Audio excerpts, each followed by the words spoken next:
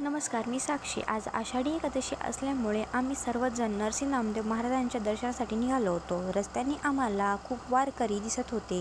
गावागावातून भक्तजण नरसीकडे येत होते. त्यामुळे संपूर्ण परिसरात भक्तिमय वातावरण आणि प्रचंड गर्दी. वाहतूक सुरळीत राहावी म्हणून ट्रॅफिक पोलीसही होते.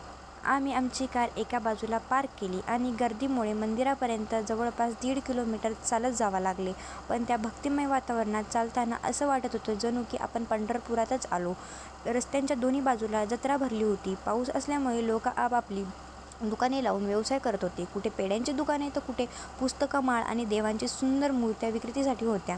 मी एका दुकानातून प्रसाद घेतला आणि पुढे निघाले. पुढे निघत असताना मी चप्पल एका बाजूला काढून ठेवली आणि पाय स्वच्छ धुवून दर्शनाच्या रांगेत निघाले. मला वाटले गर्दा काही जास्त नव्हता, तर मी हळूहळू पुढे जात होते. तर जात असताना रांग मोडली आणि पेक्षा कमी गर्दी असल्यामुळे आम्हाला लवकर दर्शन मिळाले. संत नामदेव महाराजांचं मनापासून दर्शन घेतले. त्यांच्या चरणी सर्वांना सुख, शांती, समृद्धी आणि भरभराटीसाठी प्रार्थना केली.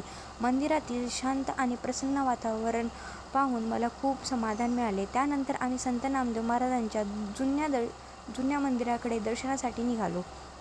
तिथून नामदेव महाराजांच्या जुन्या मंदिराचं दर्शन घेतलं. त्याच्यानंतर इथे झाड दिसलं. या झाडाला पण पेढा वगैरे लावलेला दिसला. त्याच्यानंतर खाली दिवे वगैरे, अगरबत्त्या वगैरे लावलेली, पूजा वगैरे केलेली.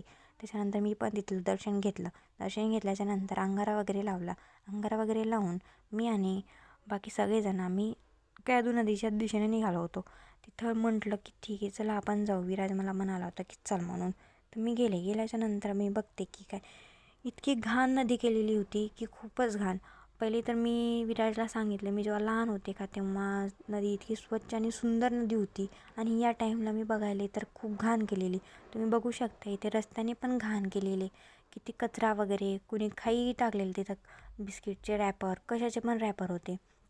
अशी घाण नदी बघून मला तिथे जास्त वेळ थांबायचं पण नाही वाटलं. तिथे पूजा वगैरे करत होते लोक आणि फोटोज पण काढत होते काही जण. तर मला तिथं थोडा वेळ पण सुद्धा थांबा वाटलं नाही. पण विराजचा हट्ट होता त्यामुळे मी तिथे थांबले होते आणि तिथलं बघत होते किती घाण केलेली नदी वगैरे. तर मी निघाले बाहेर निघताना इथलं बांधकाम पण सुरू होतं. आता इथे काय माहिती काय करत आहेत ते. इथून नळाची पण सुविधा केलेली आहे पाय धुण्यासाठी भक्तजणांच्या. आणि त्याच्यानंतर दुसरीकडे बांधकाम पण सुरू आहे. आता इथे काय होईल काय माहिती नवीन.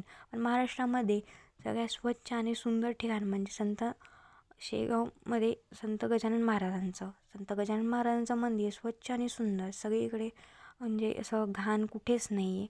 तर हेच मला ते आठवलं या टाईमला. तर तुम्हाला हा ब्लॉग आवडला असेल तर चॅनलला सबस्क्राईब करा. भेटूया पुढच्या ब्लॉगमध्ये. जय हरी विठ्ठल, जय संत नामदेव महाराज की जय.